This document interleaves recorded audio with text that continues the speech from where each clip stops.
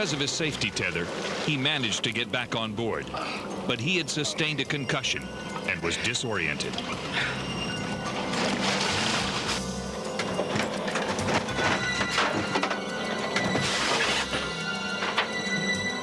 Lightbourne managed one more task before he passed out. He turned on his E-perb.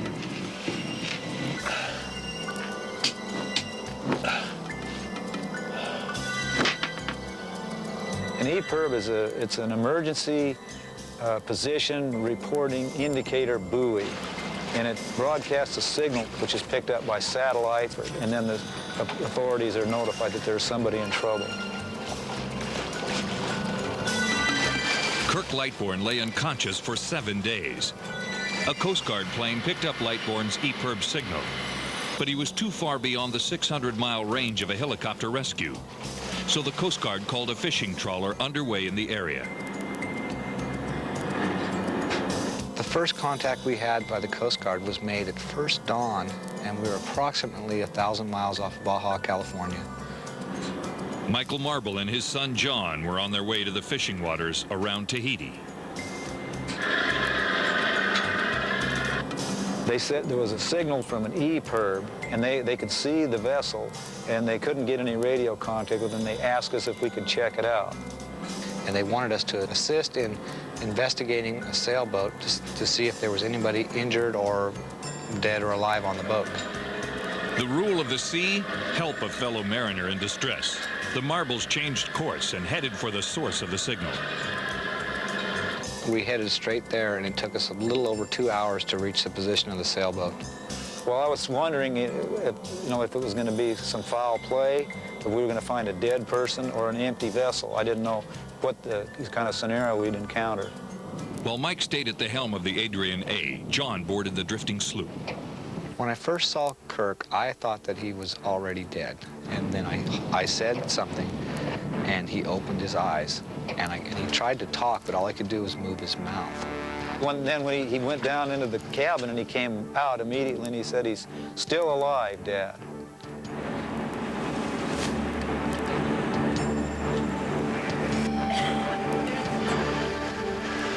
Yeah, this is Adrian A, Whiskey Charlie, Charlie, 902, 902. The Coast Guard passed the message on to the California National Guard, and they sent out the 129th Pararescue Unit. But it took hours to cross the sea.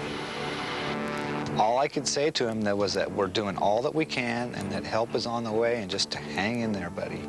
The aircraft arrived on the scene and made several circles, and I was saying, come on, kick them out of there. On board the huge C-130 were 4 paramedics and a large medical cargo pack. These men were going to skydive into an emergency situation with no way back to shore except the fishing trawler below them.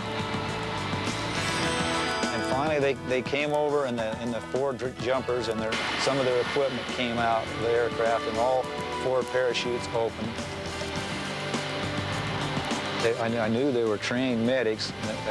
They looked like angels. They came from the sky to help us, and we needed help. The paramedics inflated their boat, collected their equipment, and sped to the stricken Lightbourne. They immediately gave him intravenous fluids. As soon as they worked on him, he started getting better. They were all just fantastically gifted medics.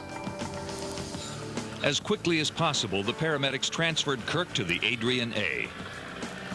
Then I believe they gave him, within like the next day, 6 IV bags. To hydrate him? Totally dehydrated. Right. Now, 4 paramedics, 2 fishermen, and 1 brave old man of the sea shared a small cabin on the long journey back to the California coast. Well, I thought this guy has got to have a lot of guts to sail single-handedly across the wide open sea like that, because he was old. He was much older than he appeared. We estimated his age as middle 60s, and in reality, he was 82. Kirk was finally delivered to a hospital in San Luis Obispo. Even though a stroke he suffered 30 years before makes him talk with a slight impediment, Kirk could not hold back his happiness. Look, I'm about to explode. It's tired of me. I'm thrilled. He remembers what he said when he woke up on the fishing trawler. Kirk, you're alive. I really did. And when his worried children were finally reunited with him, they could not be angry. It's hard to make it real until I got there. And when I got there, he was fine. And so, as Priscilla said, he's been surprising us all his life. So this was just another adventure. I talked to him this last weekend, and he wanted to know if the boat was getting ready for Tahiti. Will Kirk Lightbourne sail again? Kirk has made a complete recovery and still loves to sail. As a matter of fact, he recently completed a trip to Tahiti with his son. Lucky to be alive tonight, the old man plucked from the sea after 7 days adrift. 82-year-old Kirk Lightbourne set out to sail alone from San Diego to Honolulu.